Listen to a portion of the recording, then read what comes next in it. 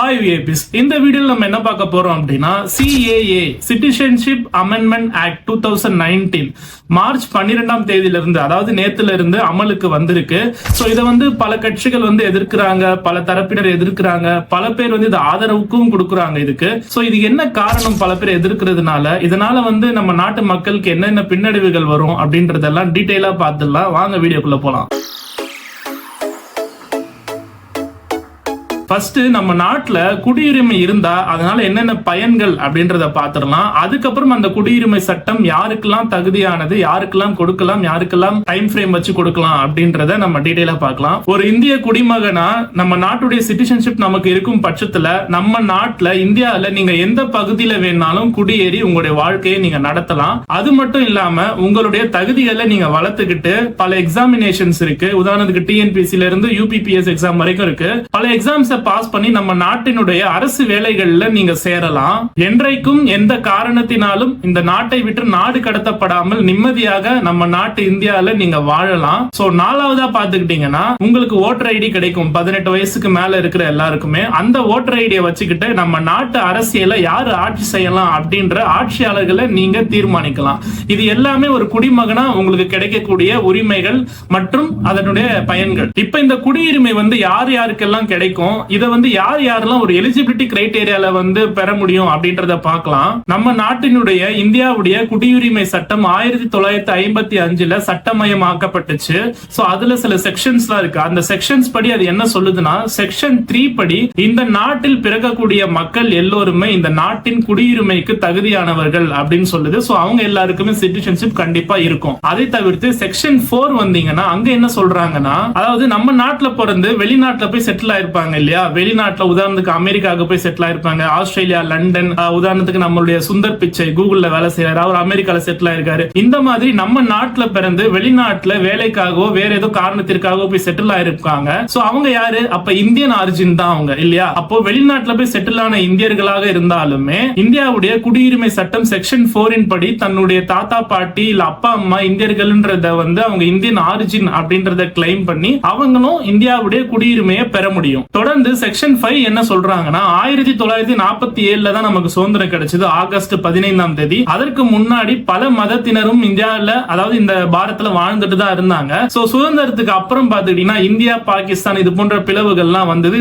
பாகிஸ்தான் தனி நாடா போச்சு. 1947க்கு முன்னாடி வரைக்கும் இந்தியால வாழ்ந்த எல்லோருமே இந்தியர்களாக கருதப்படுறாங்க. அவங்க இந்தியர்கள் தான் அப்படின்னு சொல்லப்படுறாங்க. அதனால அவங்களுக்கு சிட்டிசன்ஷிப் கண்டிப்பா இருக்கு. சோ அவங்க நம்ம நாட்டுல இருக்கும்னா இருக்கலாம், இல்ல வேறு நாட்டுக்கு அவங்க போகலாம் அப்படின்னாலும் அது அவங்களுடைய விருப்பம், போகலாம். உதாரணத்துக்கு பாத்துக்கிட்டீங்கன்னா அந்த 1947க்கு அப்புறம் பல இஸ்லாமியர்கள் ஒரு பாகிஸ்தானுக்கு போகல, இந்தியாவுக்கு தான் வர விரும்பப்பட்டாங்க. ஏன்னு கேட்டீங்கன்னா இந்தியா ஒரு மத சார்பற்ற நாடு. நம்ம சின்ன வயசுல ஸ்கூல்ல இருந்து படிச்சிருப்போம்.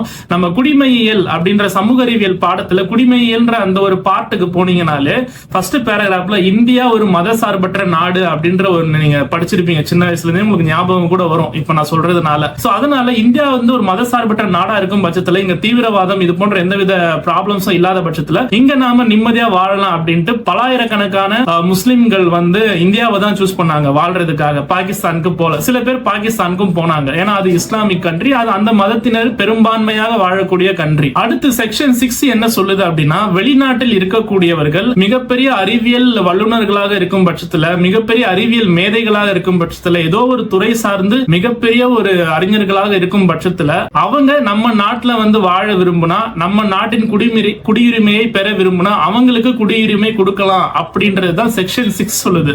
நாம ரியல் டைம் எக்ஸாம்பிளா சொல்லணும்னா நம்ம டாக்டர் APJ அப்துல் கலாம் அவர்களுக்கு அமெரிக்காலேயே சிட்டிசன்ஷிப் கொடுக்கிறதுக்கு அந்த அமெரிக்க நாட்டு கவர்மெண்ட் சொல்லியிருந்தாங்க. அவருடைய நாலேஜை பார்த்துட்டு நீங்க நம்மளுடைய ஸ்பேஸ்ல நீங்க ஒர்க் பண்ணுங்க, நீங்க நாசாக்கு ஒர்க் பண்ணுங்க, நான் உங்களுக்கு குடியுரிமையில இருந்து எல்லாமே தரோம்னு அவருக்கு ஆஃபர் பண்ணாங்க. பெரிய ஹை பெய்டு இன்கம் உடைய ஜாப் எல்லாம் கொடுத்தாங்க. பட் அவர் போகாம நம்ம இந்தியாவுக்காகவே பாடுபட்டாரு. அவரை மாதிரி பெரிய பெரிய நாலேஜபிளா இருக்கிற எல்லாருக்குமே எல்லா நாட்டிலுமே இது இருக்கு இந்த செக்ஷன். சோ அவங்களுக்கு குடியுரிமை கண்டிப்பா கொடுப்பாங்க. இந்திய குடியுரிமை சட்டத்தின் படி 1955 இந்த 4 செக்ஷன் தான் இருக்கு. Section 3, section 4, section 5, section 6. இந்த 4 செக்ஷனும் நான் சொல்லிட்டேன். இது எல்லாமே செக்ஷன் A ல வருது. அண்ட் இதுக்கு அப்புறம் செக்ஷன் B, அதுல ஒரு உட்பிரிவு இருக்கு. அதுதான் CAA சிட்டிசன்ஷிப் அமெண்ட்மெண்ட் ஆக்ட். என்ன சொல்லுது, அவங்க ட்விட்டர்ல கூட என்ன போட்டிருந்தாங்க கவர்மெண்ட் சைடுல இருந்து அப்படின்னு பாத்துக்கிட்டீங்கன்னா, the rules under citizenship amendment act Act, these rules will enable person eligible under CAA 2092 apply for grant of Indian citizenship. இந்த CAA சட்டத்தின்படி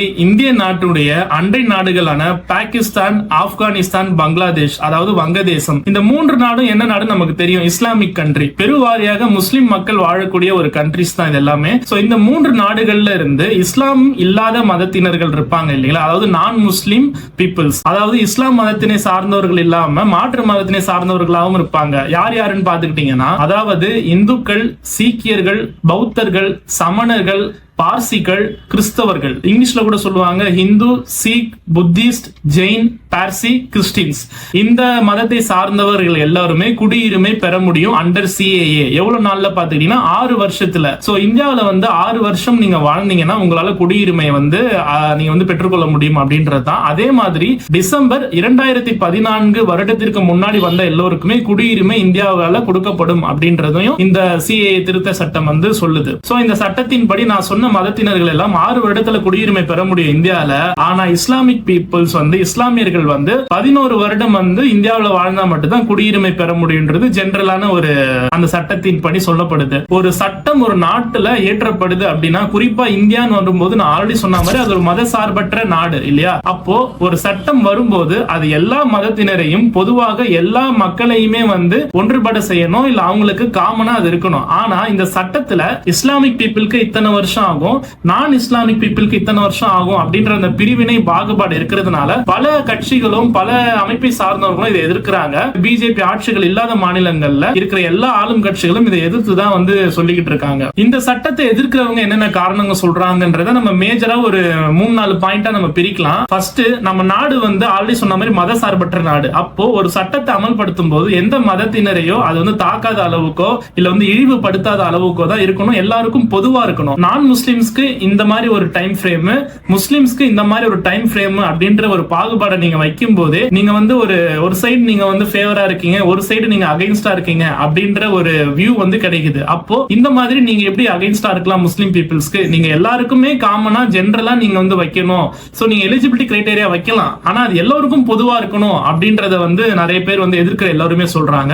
வெளிநாட்டுல இருந்து ஏதோ ஒரு காரணத்திற்காகவோ மற்ற நாட்டுல இருக்கிற யாராலேயோ துன்புறுத்தப்பட்டு இல்ல அவங்களுக்கு அடைக்கலம் வேணும், புகலிடம் வேணும்னு தான் நம்ம நாட்டுக்கு வர போறாங்க. சோ அவங்களுக்கு நம்ம இமிடியேட்டா அவங்களை ரெஸ்கியூ பண்ணி அவங்களுக்கு என்ன உதவிகள் பண்ணணுமோ அதை நம்ம பண்ணணும். அப்படின்னும் போது எல்லா நாட்டினருக்கும் உரித்தான ஒரு விஷயமா, எல்லாருக்கும் கிடைக்கிற ஒரு விஷயமா தான் இந்த சிட்டிசன்ஷிப் இருக்கணும். ஆனா நீங்க இஸ்லாமிக் கண்ட்ரிஸ மட்டும் சூஸ் பண்ணிருக்கீங்க. நீங்க டைரக்டா பாகிஸ்தான், பங்களாதேஷ், ஆப்கானிஸ்தான் இந்த 3 கண்ட்ரியை மட்டும் சூஸ் பண்ணி அதுலயும் நான் முஸ்லிம்ஸ மட்டும் நீங்க ஃபில்டர் பண்றீங்க, முஸ்லிம்ஸ் இதுல நீங்க ஆட் பண்ணல. இது ஒரு பெரிய குற்றமா அவங்க குற்றம் சாடிக்கிட்டு இருக்காங்க.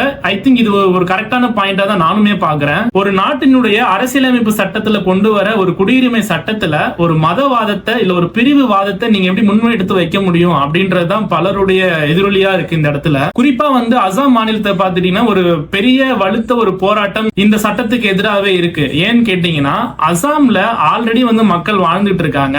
அங்க பங்களாதேஷ் ஆல்ரெடி பல பேர் அவங்களுடைய வாழ்வாதாரத்தையோ இல்ல வேலை வாய்ப்பையோ எடுத்துக்கிறாங்க அப்படின்றத அவங்க குற்றம் சாடுறாங்க. இந்த லட்சணத்துல நீங்க அவங்க எல்லாருக்குமே நான் முஸ்லிம் பீப்புள்ஸ்க்கு நீங்க குடியுரிமையும் கொடுத்துட்டீங்கன்னா எங்களுடைய வாழ்வாதாரம் இன்னும் அதிகமா பாதிக்கப்படும். அப்ப நாங்கெல்லாம் எங்க போறது? ஏன்னா அங்க பெருவாரியா முஸ்லிம்ஸ்கள் தான் வாழ்றாங்க இல்லீங்களா. இது எங்களுக்கு ரொம்ப டிசப்பாயிண்டிங்கா இருக்கும் அப்படின்ட்டு அவங்க அதை கிளைம் பண்றாங்க. சோ இந்த இடத்துல தான் அவங்க இந்த CAA-வை NRC ஒப்பிட்டு பேசுறாங்க. NRC என்ன? National register of citizen. அதாவது நம்ம நாட்டுல இருக்கக்கூடிய சிட்டிசன், நான் இந்த நாட்டினுடைய குடிமகன் தான் அப்படின்றத ப்ரூவ் பண்ணணும். இதுதான் இந்த சட்டம் சொல்ற விஷயம். சோ ஒரு நாட்டுல இருக்கிற சிட்டிசன் எப்படி ப்ரூவ் பண்ணுவாங்க? அவங்களுடைய டாக்குமெண்ட்ஸ் வச்சு ப்ரூவ் பண்ணுவாங்க. இல்ல நான் இத்தனை வருஷம் இங்க வாழ்றேன் அப்படின்ற ஐடென்டிட்டி ப்ரூஃப்ஸ் வச்சு பண்ணுவாங்க. அவங்களுடைய பேரண்ட்ஸோ இல்ல கிராண்ட் பேரண்ட்ஸோ இங்க வாழ்ந்திருப்பாங்க, அதனுடைய டாக்குமெண்ட்ஸ் வச்சு தான் ப்ரூவ் பண்ணுவாங்க.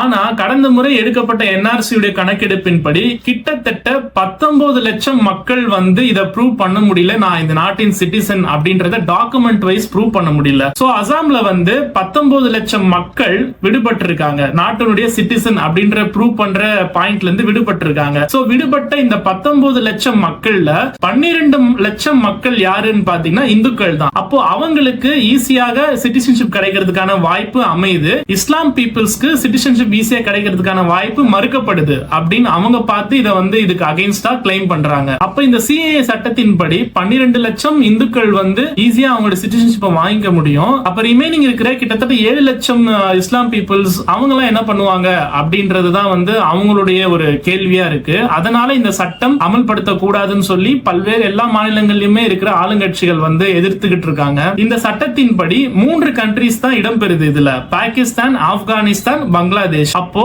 இந்தியாவுடைய கடல் எல்லை வகுத்து கொண்ட ஒரு நாடு ஸ்ரீலங்கா, அதாவது இலங்கை. சோ இலங்கையும் இந்த இடத்துல வந்து இடம்பெறல. அப்ப இலங்கையில இருக்கிற தமிழர்கள், உள்நாட்டு போரால பாதிக்கப்பட்ட இலங்கை தமிழர்கள் மட்டுமின்றி மலையகத்துல வாழ்ற இந்தியா வம்சாவளி தமிழர்கள், இவங்களுக்கு எல்லாம் குடியுரிமை கிடைக்காம போதே, அவங்களுக்கு இது வழிவகை செய்யலையே, அப்ப அது பாவம் இல்லையா, அவங்களையும் நம்ம காமனா ட்ரீட் பண்ணுமே, அவங்க இதுல இருந்து விடுபடுறாங்களே அப்படின்ற ஒரு மெயினான பாயிண்டையும் சொல்றாங்க இது எதிர்க்கிறவங்க. சோ ஒரு நாட்டுல ஏதோ ஒரு காரணத்தினால இல்ல மத ரீதியிலயோ ஏதோ ஒரு அடிப்படையில துன்புறுத்தப்பட்டு இன்னொரு நாட்டுக்கு வராங்க அப்படின்னா அவங்களுக்கு கண்டிப்பா புகழிடம் கொடுக்கணும், அவங்களுக்கு வந்து நம்ம ஒரு வாழ்வாதாரத்தை உண்டாக்கி கொடுக்கணும், அவங்களுக்கு குடியுரிமை கொடுக்கணும் அப்படின்ற பட்சத்துல இந்த சட்டம் இயற்றப்பட்டிருந்தாலும் இது எல்லா நாடுகளுக்கும் பொருந்தணும் இல்லையா. குறிப்பா நீங்க 3 நாடை மட்டும் தேர்ந்தெடுத்து வச்சுக்கிட்டு, உதாரணத்துக்கு இலங்கையில இருந்து இலங்கை தமிழர்கள் இருக்காங்க, திபெத்ல இருந்து பௌத்தர்கள் இருக்காங்க, மியான்மர்ல இருந்து ரோஹிங்காக்கள் இருக்காங்க, இவங்க எல்லாம் பாதிக்கப்பட்டு வந்தாங்கன்னா அப்ப அவங்களுக்கு நீங்க என்ன பண்ணுவீங்க அப்படின்றதுதான் பாயிண்ட். ஏன்னா இந்த நாடுகள்லாம் இந்த சட்டத்தின் கீழே இடம் பெறல இல்லையா. அப்ப நம்ம நாட்டுடைய இந்த சிஏஏ சட்டம் எல்லோருக்கும் காமனா இல்லாம ஒரு மத ரீதியினால ஒரு மத அடிப்படையினால நீங்க வழிவகுக்க செய்யும் போது அது எப்படி ஏற்றுக்கொள்ள முடியும் அப்படின்றதுதான் மேக்சிமம் பெருவாரியான எதிர்ப்பு கருத்தா வந்துகிட்டு இருக்கு. இப்ப வரைக்குமே போராட்டங்களும் அதை முன்னிறுத்தி தான், அந்த கருத்தை முன்னிறுத்தி தான் வைக்கப்படுது, நடக்கப்படுது எல்லா இடங்கள்லயுமே. சோ மொத்தத்துல இந்த சிஏஏவை ஆதரிக்கிறவங்க என்ன சொல்ல வராங்க அப்படின்னா, இந்த பாகிஸ்தான், ஆப்கானிஸ்தான், பங்களாதேஷ் இது 3மே இஸ்லாமிக் கண்ட்ரி, இஸ்லாமிய மக்கள் வாழக்கூடிய கண்ட்ரி. அதனால இஸ்லாமிய மக்களுக்கு எந்த பிரச்சனையும் இல்ல.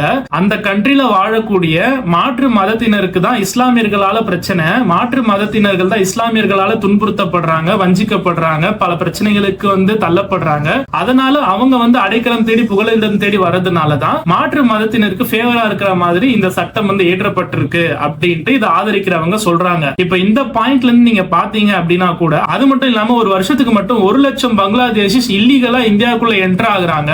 அவங்களுடைய கணக்கு ஏறிக்கிட்டே போகுது. கரண்ட்ல நீங்க பாத்துக்கிட்டீங்கன்னா ஆஸ் ஆஃப் நோ 2 ல இருந்து 4 கோடி பங்களாதேஷிஸ் இல்லீகலா இந்தியாவுல வாழ்ந்துகிட்டு இருக்கலாம். இதெல்லாம் வந்து ஒரு கட்டுப்பாட்டுக்குள்ள கொண்டு வரணும், இது வந்து ப்ராப்பரா வந்து இது ஸ்ட்ரக்சர் பண்ணணும் அப்படின்னா இந்த சட்டம் கண்டிப்பா அமல்படுத்தி ஆகணும், அதுக்காக அமல்படுத்தப்பட்டது அப்படின்னு சொல்றாங்க. இந்த பாயிண்ட்ல இருந்து நீங்க பாத்துக்கிட்டீங்கன்னா கூட பாகிஸ்தான்ல முஸ்லிம்கள் இருக்காங்க, மாற்று மதத்தினர்களும் இருக்காங்க. ஆனா முஸ்லிம்களுக்குள்ளே பல பிரிவுகள் இருக்கு. அதுல ஒண்ணு பாத்தீங்கன்னா அகமதியர்கள் அப்படின்னு சொல்லுவாங்க. அவங்க வந்து நபிகள் நாயகம் தான் இறைவனுடைய கடைசி இறை தூதர் அப்படின்னு முஸ்லிம்களால பெருவாரியா நம்பப்படுது. பட் நபிகள் நாயகத்தை தாண்டி இன்னொரு 2வது இறை தூதரும் இருக்காங்க அப்படின்னு நம்பப்படுற ஒரு இனம் தான் அகமதியர்கள். சோ அந்த அகமதியர்களை முஸ்லிம்ஸாவே அவங்க வந்து கன்சிடர் பண்ண மாட்டாங்க. பாகிஸ்தான்ல இருக்கிற முஸ்லிம்ஸ் நான் சொல்றேன், பாகிஸ்தான் முஸ்லிம் கண்ட்ரிஸா இருந்தாலும் முஸ்லிமாலேயே அகமதியர்கள் முஸ்லிமா கன்சிடர் பண்ணப்படல.